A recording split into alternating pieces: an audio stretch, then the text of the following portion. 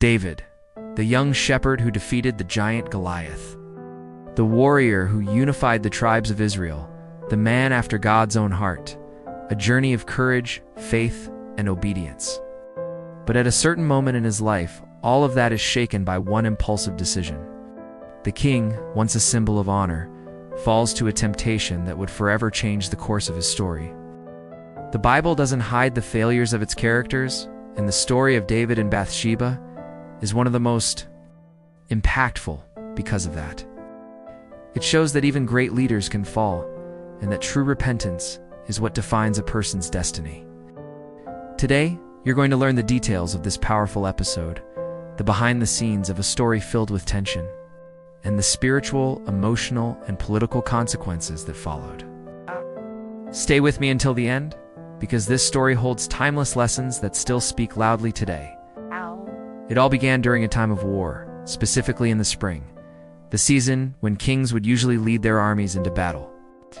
He stayed in Jerusalem, a seemingly small detail, but one that reveals a dangerous choice. Stepping away from purpose, while Israel's army faced their enemies, David remained idle, and in this state of comfort and distraction that temptation finds room.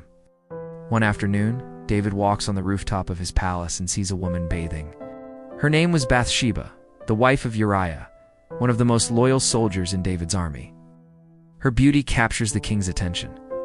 Even though he knows she's married, David sends messengers to bring her to the palace. What happens next isn't described in detail, but the Bible is clear. David sleeps with her. And a few days later, he receives a message that shakes him. Bathsheba is pregnant.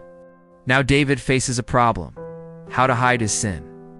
Instead of confessing or making amends, he tries to cover it up, sends for Uriah to return from battle, hoping he'll go home and sleep with his wife. That way everyone will believe the child is his. But Uriah, being a man of unshakable honor, refuses to go home while his fellow soldiers are still on the battlefield. He sleeps at the palace gate, showing loyalty to the army and to his code. David insists, feeds him, gets him drunk, but still, Uriah won't go home. Then David takes an even darker turn. He writes a letter to the commander Joab, instructing him to place Uriah on the front lines of the fiercest battle, then withdraw the troops, so Uriah will be killed. The letter, Uriah's death warrant, is delivered by Uriah himself. Completely unaware of the contents, Uriah dies in battle. David waits for the mourning period to pass, then marries Bathsheba. To human eyes, the scandal was avoided. The plan had worked. The king's reputation was intact. But David forgot one thing: God sees everything. Nothing is hidden from him. And then comes one of the most powerful moments of this story: the prophetic confrontation. God sends the prophet Nathan to David's palace. Nathan doesn't accuse him directly. Instead, he tells a parable. A rich man with many flocks steals the only lamb of a poor man to feed a guest. David, outraged by the injustice, declares that such a man deserves to die. And then comes the twist. Nathan looks at him and says, "You are that man." David, overwhelmed by conviction, doesn't run or argue. He simply confesses, "I have sinned against the Lord." The impact of that repentance is profound. Unlike other kings who harden their hearts when corrected, David recognizes his fault. This moment inspired Psalm 51, one of the most emotional prayers in Scripture. "There," David cries, "create in me a clean heart, O God, and renew a right spirit within me." He understands that his sin wasn't only against Uriah, Bathsheba, or the people, but above all, against God. Yet even with sincere repentance, consequences remain. The child Bathsheba bore becomes gravely ill. David fasts, prays, humbles himself, but the child dies. It's a moment of intense sorrow, but also surrender. When told of the child's death, David gets up, washes, changes his clothes, and goes to worship God. An unusual act, showing his acceptance of divine justice, even when it's painful. But the story doesn't end in tragedy. David and Bathsheba have another son, Solomon. God establishes a new covenant. Solomon becomes David's successor, the wisest king in Israel's history, the one who would build the Lord's temple. This shows that God doesn't just forgive, He restores.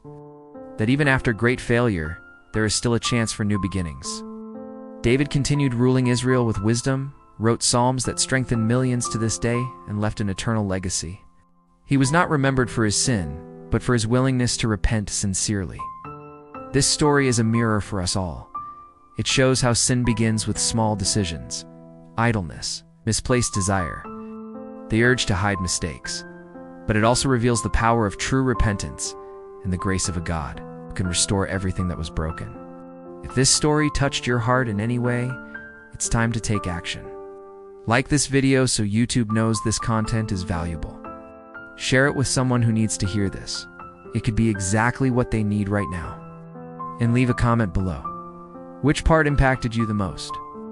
Have you ever gone through a moment of repentance and restoration like David? Let's talk in the comments. And if you're not subscribed to the channel yet, hit that subscribe button and turn on the notification bell so you don't miss any of our upcoming content. Here, every Bible story is told clearly, deeply, and with a message for your life today. Thanks for watching all the way to the end, and may God bless your life.